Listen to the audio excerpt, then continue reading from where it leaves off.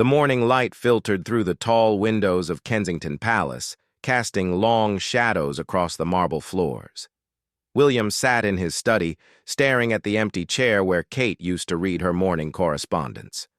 The silence felt heavier than usual, broken only by the distant sound of staff preparing for another day without the Princess of Wales. 3 weeks had passed since Kate's funeral, yet William could still hear her laughter echoing through the corridors. The cancer had taken her quickly, too quickly for anyone to properly prepare. One moment she was planning their summer holiday to Balmoral with the children, discussing George's upcoming school play and Charlotte's ballet recital.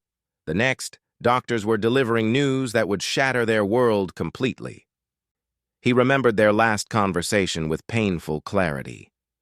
Kate had been lying in the hospital bed, her once vibrant auburn hair now hidden beneath a soft blue headscarf. Her eyes, though tired, still held that spark of determination that had drawn him to her all those years ago at St. Andrew's University. "Promise me something, William," she had whispered, her hand gripping his with surprising strength. "Don't let them change who you are. Don't let the institution consume you the way it almost consumed us in the beginning." William had tried to smile, tried to be strong for her sake. "You're going to get better, Kate. The doctors said the new treatment shows promise." She shook her head gently, that knowing look in her eyes that he had learned to recognize over their 15 years of marriage. Kate always seemed to understand things before he did, always saw through the pretenses and protocols to the heart of matters. "I need you to promise me," she repeated. "The children will need their father, not just the future king. George especially. He's already feeling the weight of his destiny, and he's only 11 years old." The weight of that promise now pressed down on William's shoulders as he tried to navigate his grief while maintaining his royal duties. The public expected him to grieve appropriately, but not too long, to be vulnerable but still strong, to honor Kate's memory while moving forward with his responsibilities. Charles had been supportive in his own way, offering to take on more of William's engagements during the initial weeks of mourning. But there was an underlying tension that had always existed between father and son, made more complex now by the changed dynamics of the monarchy. "The people need to see strength, William," Charles had said during one of their private meetings. Kate would have understood that. She knew what was expected of all of us. But Camilla's presence during these conversations made everything more complicated. She had been cordial during Kate's illness, sending flowers and making appropriate inquiries about her condition. Yet there was something in her demeanor that seemed almost calculating, as if she were already positioning herself for the changes that Kate's absence would bring. William noticed how Camilla had begun inserting herself more prominently into royal events, how she seemed to be establishing a stronger presence now that Kate's influential voice was no longer part of the family dynamic. Kate had always been diplomatic with Camilla, but William knew his wife had never fully trusted her stepmother-in-law. "She's patient," Kate had once observed during a private moment. "Camilla plays the long game better than anyone realizes. She waited 25 years to become queen consort, and now she has the position she always wanted." The children were struggling in their own ways. George, being the eldest, felt the responsibility of being the future heir more acutely now. He had started having nightmares, waking up crying for his mother. Charlotte had become quieter, more withdrawn, clinging to her father whenever he was home. Louis, only 5 years old, still asked when Mummy was coming back from her long sleep. William found himself relying more heavily on Kate's sister Pippa and her parents, Michael and Carol Middleton. They provided a sense of normalcy and warmth that the royal household seemed incapable of offering. The Middletons understood grief in a way that didn't involve protocol or public image management.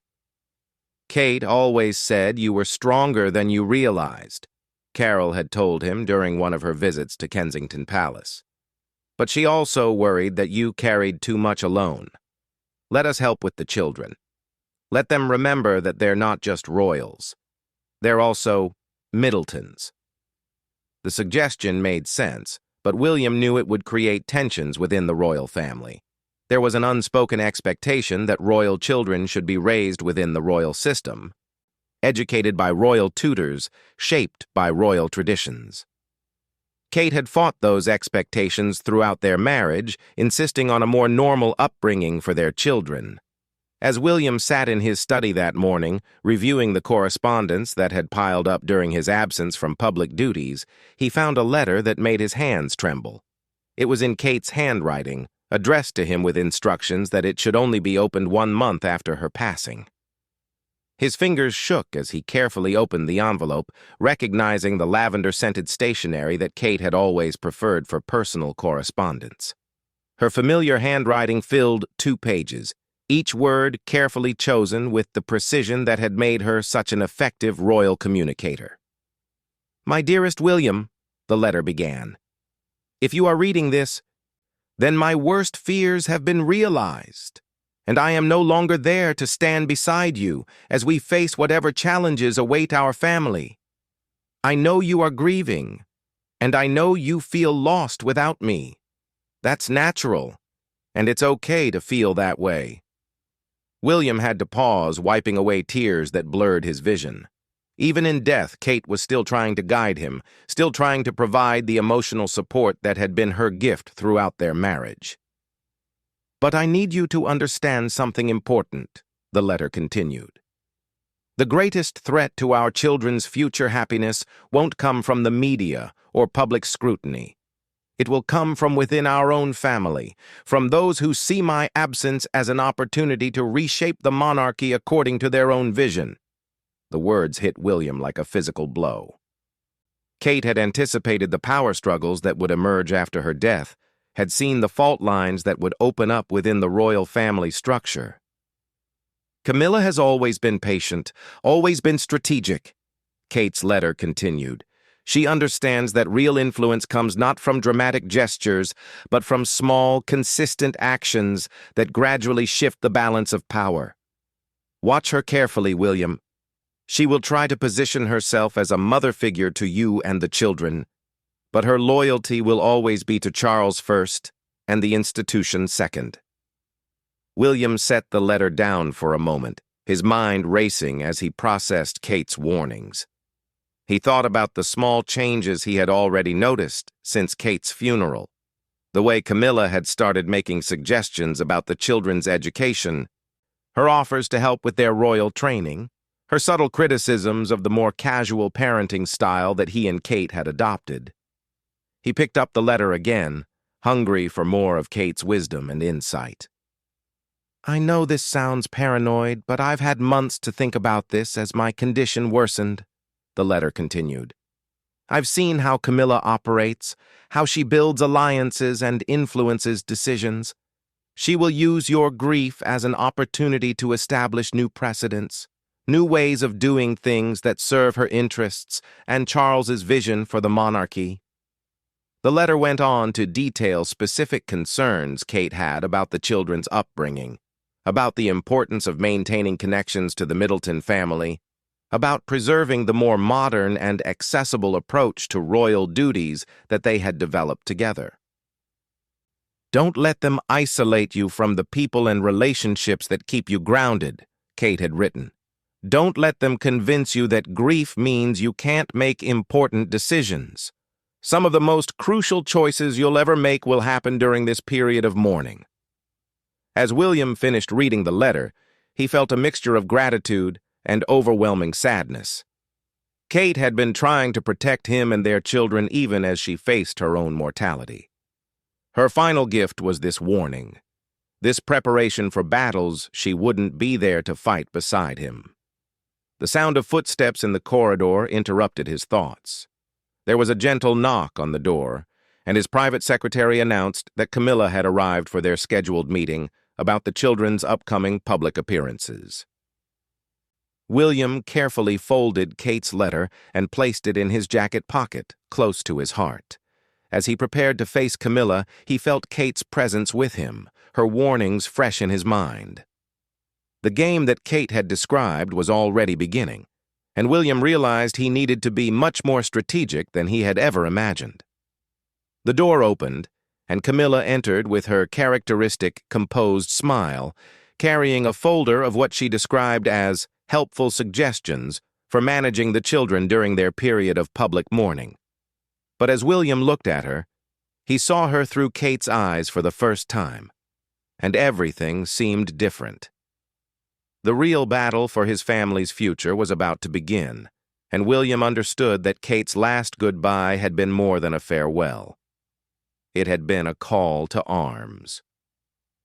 Camilla settled into the chair across from William's desk with practiced grace, her movements deliberate and measured. She had always carried herself with the confidence of someone who had learned to navigate royal protocols through years of careful observation and strategic patience. "I hope you don't mind me saying, William, but you look tired," she began, her voice carrying just the right note of maternal concern. "Charles and I have been discussing how we might better support you during this difficult transition." William studied her face as she spoke, remembering Kate's warnings about Camilla's strategic approach. There was nothing overtly manipulative about her words, yet something in her tone suggested an agenda beyond simple family support. "I appreciate the concern, Camilla, but I'm managing," William replied carefully. "The children and I are finding our way through this." "Of course you are, dear, but perhaps you don't have to manage quite so much on your own." Camilla opened her folder and extracted several documents. "I've been reviewing the children's schedules, and I think there are some adjustments we could make that would be helpful for everyone." She spread the papers across William's desk, revealing detailed proposals for restructuring George, Charlotte, and Louis's education and public appearances. William noticed immediately that many of the suggestions would reduce the children's time with the Middleton family and increase their involvement in formal royal training programs. "As you can see," Camilla continued, "I've identified several opportunities to begin George's more intensive preparation for his future role. The sooner he begins understanding the full scope of his responsibilities, the easier the transition will be for him." William felt his jaw tighten. George was 11 years old and still grieving his mother's death. The last thing he needed was additional pressure about his royal destiny. Kate had been adamant about allowing the children to have as normal a childhood as possible, despite their unique circumstances. "George is still processing his loss, Camilla. I don't think this is the time to increase his formal obligations." "With respect, William, grief is precisely why structure becomes more important, not less." Camilla's voice remained gentle, but there was steel underneath. Children need stability and clear expectations during times of uncertainty. The royal household has generations of experience in helping young people navigate these transitions. She turned to another page in her folder, revealing a proposed schedule that would have the children spending considerably less time at the Middleton family home in Bucklebury and more time in formal royal residences under the supervision of royal tutors and staff. "I've also been thinking about the children's emotional support," Camilla continued. "While the Middletons mean well, they don't understand the unique pressures that royal children face. Perhaps it would be beneficial to gradually reduce their influence and increase the children's time with people who truly understand their position." This was exactly what Kate had warned him about. Camilla wasn't making dramatic demands or issuing ultimatums. Instead, she was presenting what appeared to be reasonable suggestions that would, over time, fundamentally alter the children's upbringing and remove them from the normalizing influence of Kate's family. "The children love spending time with their grandparents," William said firmly. "Kate wanted them to maintain those connections." "Of course she did. Kate was a wonderful mother," Camilla replied smoothly. "But Kate also understood that royal children have different needs than other children. I'm simply suggesting that we honor her memory by ensuring the children are properly prepared for their futures." William realized he was witnessing exactly the kind of strategic maneuvering that Kate had described. Camilla was using Kate's own words and values to justify decisions that Kate would have opposed. wrapping her agenda in the language of respect and family support. "I appreciate your input, Camilla, but I think any major changes should wait until the children have had more time to adjust to their loss." For just a moment, William saw a flash of something harder in Camilla's expression before her composed mask returned. She began gathering her papers with precise movements, each gesture controlled and deliberate. "Of course, William. You're their father, and ultimately these decisions are yours to make." She paused, her hand resting on the folder. "I just hope you understand that the longer we wait to implement proper structure, the more difficult it becomes for everyone involved." After Camilla left, William remained at his desk, staring at the space where her proposals had been spread.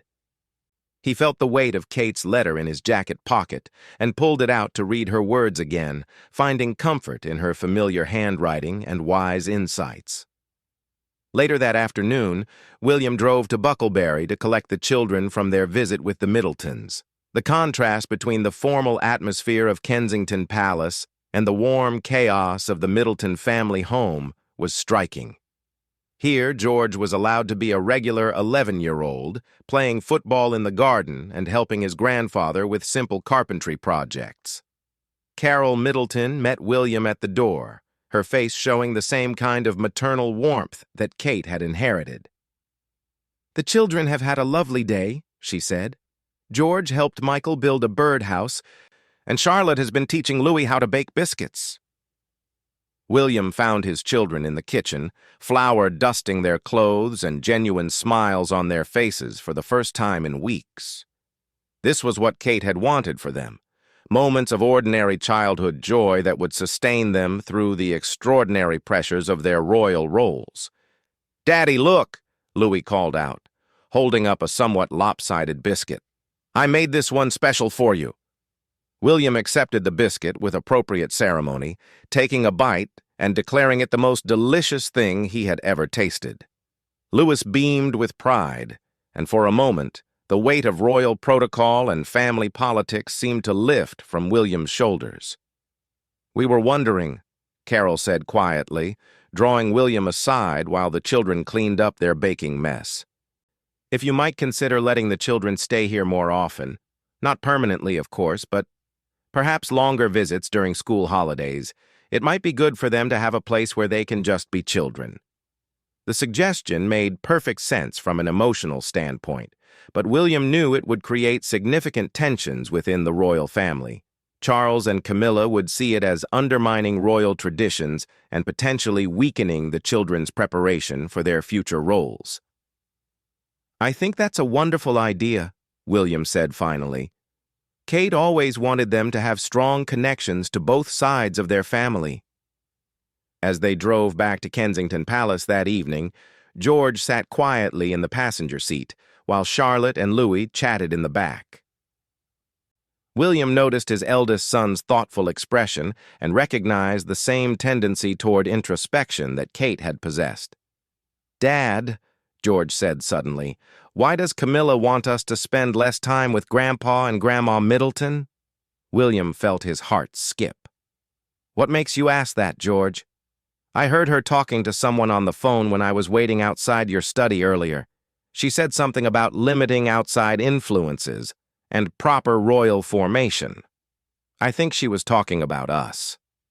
William realized that his children were more aware of the family dynamics than he had given them credit for. George, in particular, was already developing the kind of political awareness that would serve him well as a future king. But William worried about the cost of that premature sophistication. "Sometimes people have different ideas about what's best for our family," William said carefully. "But you should know that your mother and I always agreed that spending time with both sets of grandparents was important for you." "I miss Mummy," George said quietly. "She always made sure we could be normal kids sometimes." "She did, didn't she?" William agreed, feeling Kate's presence in the car with them. "And we're going to keep doing that, George. That's a promise." That night, after the children were settled in their beds, William found himself walking through the rooms that he and Kate had shared. Her presence was everywhere. In the books she had left half-read on her nightstand. In the photographs they had chosen together for the walls. In the small touches that had made their apartments feel like a home, rather than just another royal residence. He picked up one of her journals from her writing desk, knowing she wouldn't mind if he read it now. Kate had always been thoughtful about recording important moments and insights, often saying that writing helped her process the complexities of royal life. The entry from just 2 weeks before her diagnosis made William pause. Had another conversation with Camilla today about the children's education. She continues to push for more formal royal training, particularly for George. I understand her perspective, but I worry about the cost of pushing them too hard, too fast. William and I both remember how isolated and pressured we felt during our own childhoods in different ways. I find myself wondering sometimes if Camilla sees the children as individuals or as chess pieces in a larger game. Her suggestions always sound reasonable on the surface, but they consistently point toward more control, more structure, less normal family time. I need to talk to William about this more directly. If something happens to me, he'll need to be prepared for the pressure she'll apply. Reading Kate's words, William felt both gratitude for her foresight and sadness that she had carried these concerns alone. She had been preparing for possibilities that neither of them wanted to acknowledge, trying to protect their family even from scenarios they hoped would never come to pass. His phone buzzed with a text message from Charles. Camilla mentioned her meeting with you today. Perhaps we could have dinner tomorrow to discuss the children's future arrangements. It's important that we present a unified approach during this transitional period. William stared at the message, recognizing the subtle pressure in his father's words. A unified approach typically meant accepting the plans that Charles and Camilla had already developed, rather than genuinely collaborative decision-making.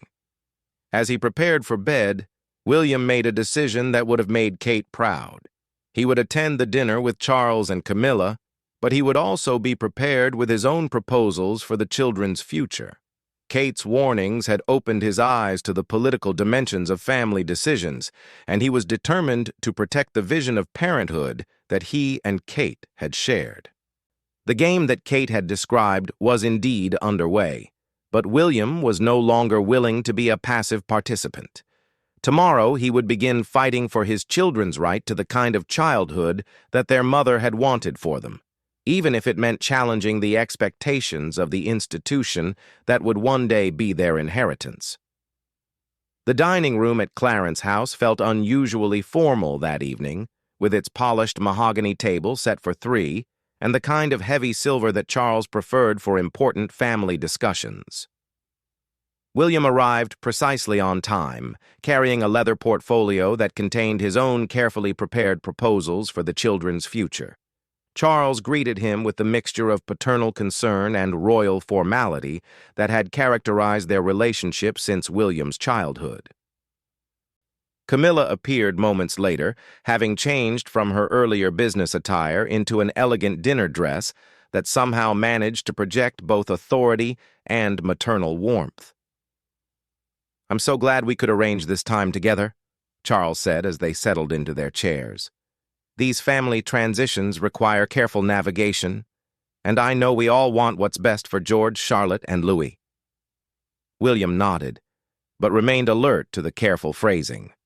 In royal speak, family transitions often meant changes in power dynamics, and what's best was frequently code for what served institutional interests rather than individual needs.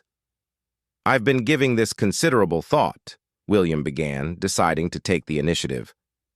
"Kate and I had many conversations about how we wanted to raise the children, and I feel strongly about honoring those discussions." Camilla smiled, but William caught the slight tightening around her eyes that suggested his words had not been what she expected. She had likely anticipated a grieving widower who would welcome guidance and direction, not someone prepared to advocate for specific parenting choices. "Of course, dear. Kate's wishes should absolutely be respected, Camilla said smoothly. I think we all want to ensure that her legacy as a mother continues through the choices we make for the children. The phrase made William's jaw clench slightly. Camilla was already positioning herself to interpret Kate's legacy, to define what Kate would have wanted in ways that might serve Camilla's own agenda. This was precisely the kind of strategic language that Kate had warned him about. Kate was very specific about certain things, William continued, opening his portfolio. She wanted the children to maintain strong relationships with both sides of their family. She believed that spending time with the Middletons provided important grounding and normalcy that would help them develop into well-rounded adults. Charles set down his wine glass with a slight clink that seemed to echo in the formal room. While we certainly appreciate the Middleton family's love for the children, we must also consider their preparation for their royal roles. George, in particular, will need intensive training as he approaches his teenage years. George is 11 years old and still grieving his mother, William replied firmly. Kate felt strongly that pushing him too hard too fast would be counterproductive. She wanted him to have time to develop his own sense of identity before the full weight of royal expectations settled on him. Camilla leaned forward slightly, her expression carefully composed. William, I understand your desire to honor Kate's memory, but circumstances have changed significantly since those conversations. The children are now in a very different position, with different needs and different vulnerabilities. William recognized the subtle manipulation in her words. She was suggesting that Kate's carefully considered parenting philosophy was no longer relevant because of changed circumstances, implying that only those currently present could properly assess what the children needed. What specific vulnerabilities are you referring to? William asked, his tone remaining controlled, but with an edge that made both Charles and Camilla pay closer attention. Well, Camilla said, glancing at Charles before continuing, without Kate's influence, there's a risk that the children might become too disconnected from royal traditions. The Middletons, while lovely people, don't fully understand the pressures and expectations that royal children face. There's also the matter of media attention and public perception. William felt Kate's presence strongly in that moment, as if her warnings were being validated in real time. Camilla was systematically dismissing every aspect of the parenting approach that he and Kate had developed together, wrapping her criticism in concern for the children's welfare. Actually, I think Kate's approach is more important now than ever, William said, his voice carrying new authority. The children have lost their mother. The last thing they need is to lose connection to the parts of their life that make them feel normal and loved unconditionally.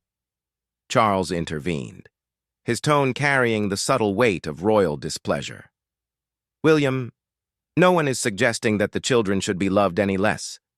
But love isn't always enough to prepare young people for the realities of royal life. Sometimes difficult decisions need to be made for their own good. The phrase, for their own good, triggered something in William's memory. Kate had once told him that those exact words had been used to justify every restrictive decision made about his own childhood, every choice that had prioritized institutional needs over personal happiness. Let me be very clear, William said, his voice taking on a tone that neither Charles nor Camilla had heard from him before. The children will continue to spend significant time with the Middleton family. They will not be subjected to intensive royal training that could interfere with their emotional healing. And any major decisions about their education or public roles will be made by me, in consultation with people who knew Kate's wishes intimately. The silence that followed was loaded with tension. Camilla's composed mask slipped slightly, revealing a flash of the calculated politician that Kate had always seen beneath the surface. Charles's expression showed surprise and what might have been grudging respect for his son's unexpected assertiveness. I see, Camilla said finally, her voice cooler than before. And what happens when these decisions begin to conflict with broader royal interests? What happens when your children's normal upbringing starts to interfere with public expectations or constitutional requirements?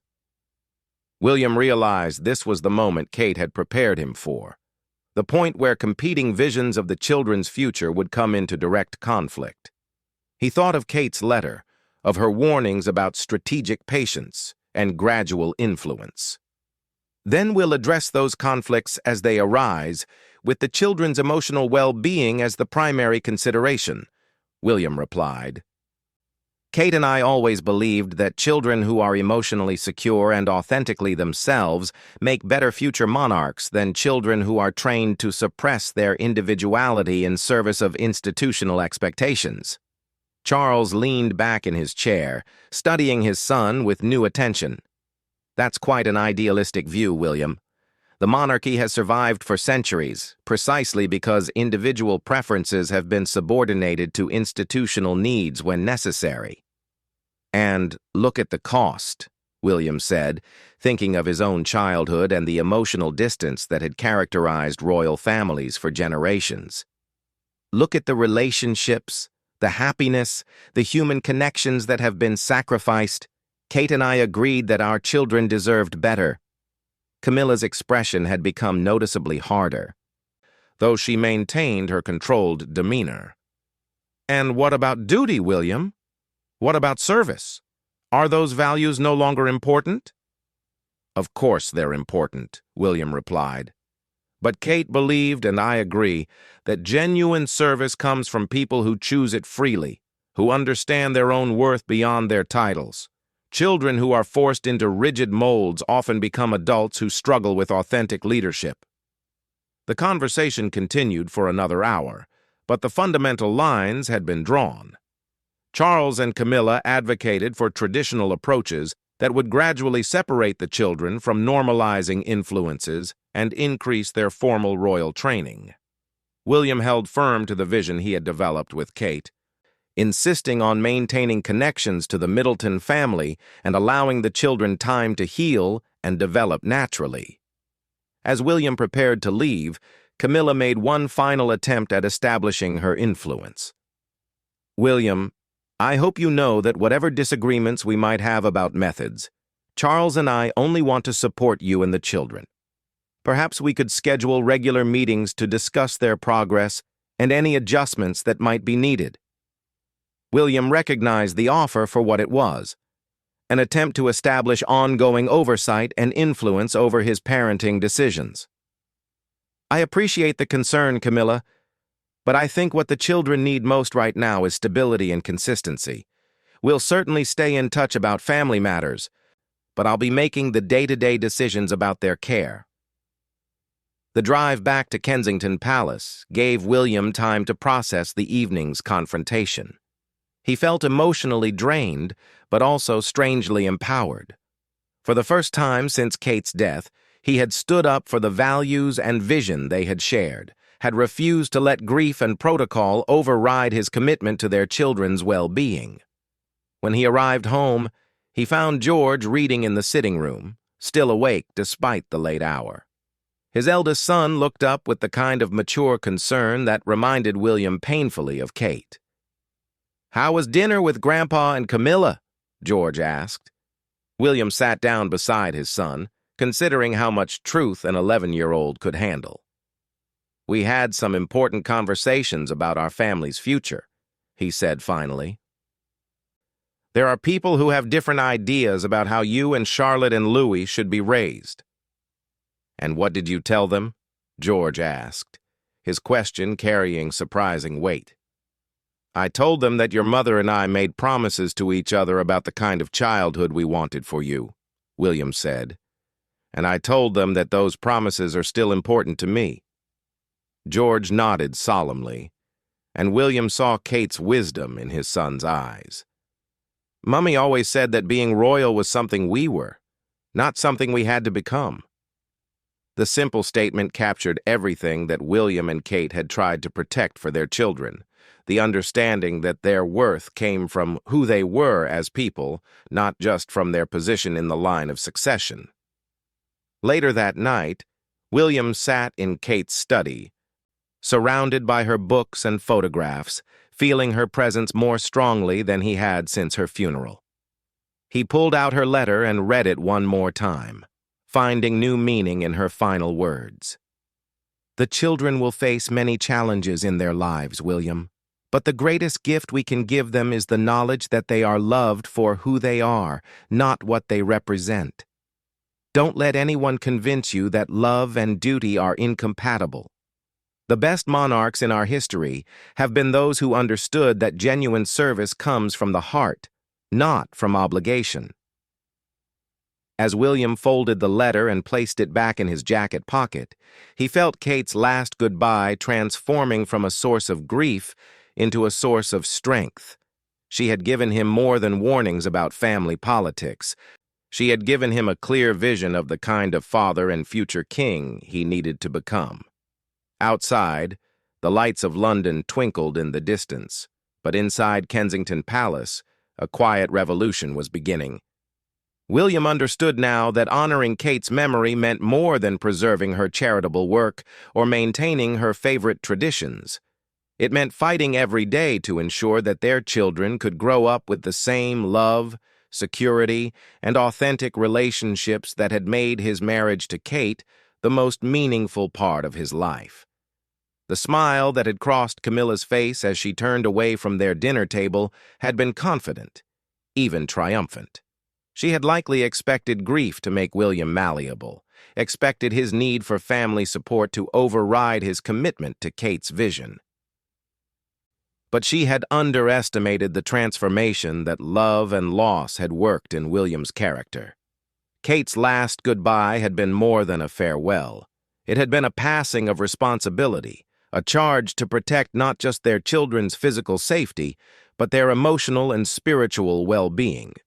And as William prepared for the battles that lay ahead, he knew that Kate's love would be his greatest weapon in ensuring that George, Charlotte, and Louis could grow up to be both excellent royals and, more importantly, authentic human beings.